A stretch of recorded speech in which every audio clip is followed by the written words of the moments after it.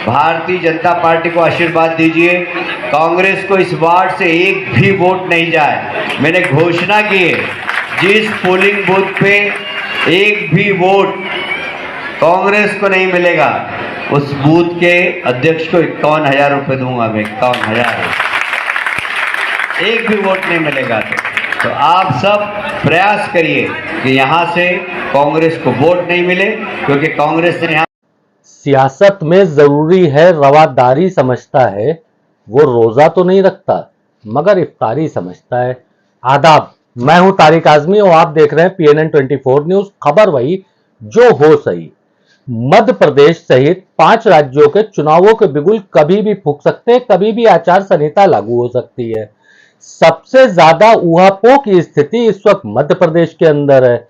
सत्तारूढ़ दल भाजपा को यह समझ में नहीं आ रहा है कि यहां डबल इंजन की सरकार उनकी काम कर रही है या फिर डबल इंजन की इनकम्बेंसी काम कर रही है। शायद यही एक वजह होगी कि कल तक वेस्ट बंगाल में भाजपा की सरकार बनाने का दावा करने वाले कैलाश विजयवर्गीस अब 51,000 रुपए बूथ अध्यक्ष को देने का वादा कर रहे हैं कि यदि उनके बूथ पे भाजपा को वोट, कांग्रेस को वोट नहीं पड़ा तो 51,000 रुपए वो बूथ अध्यक्ष को देंगे।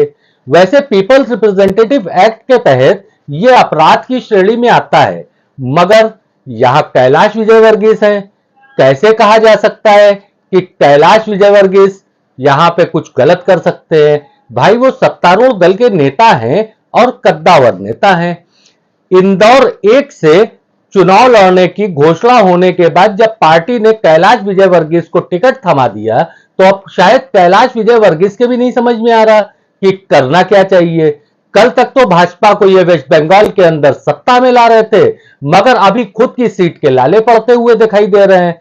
हुआ यह है कि इंदौर 1 से सिटिंग विधायक कांग्रेस के संजय शुक्ला हैं।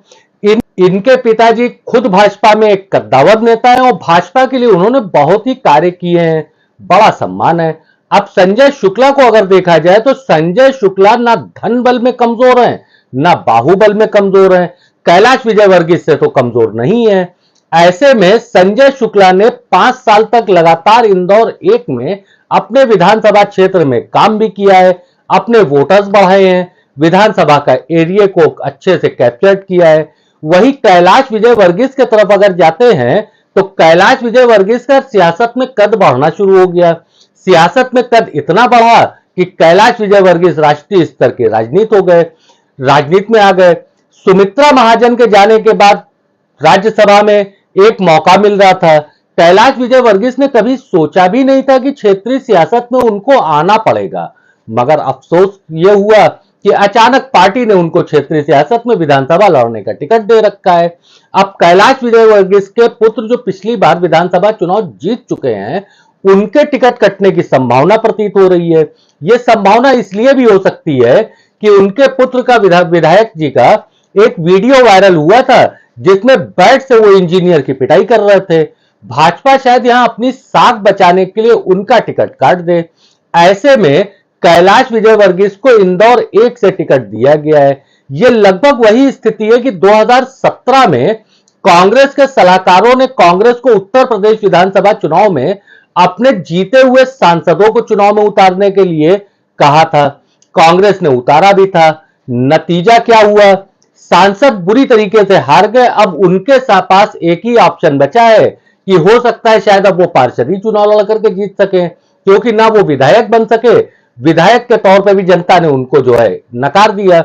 मगर भाजपा ने कई कद्दावर चेहरे को इस बार अपने जो है मध्य प्रदेश के चुनाव में उतारा है। भाजपा इसको साख का चुनाव बनाए।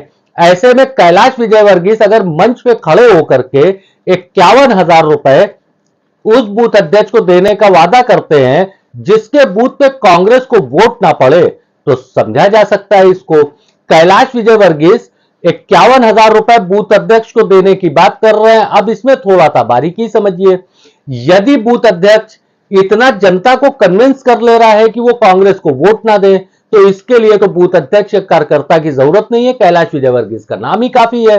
मगर अगर इस तरीके से दूसरे नजरिए देखा जाए तो शायद कैलाश विजयवर्गीस ये कहना चाह रहे हैं कि कांग्रेस के वोटर्स को बूथ तक पहुंचने ही ना दो, 51,000 रुपए का इनाम मिलेगा। खैर साहब, जो भी हो, सियासत अपनी एक एक सीढ़ी की पायदान चढ़ती जा रही है।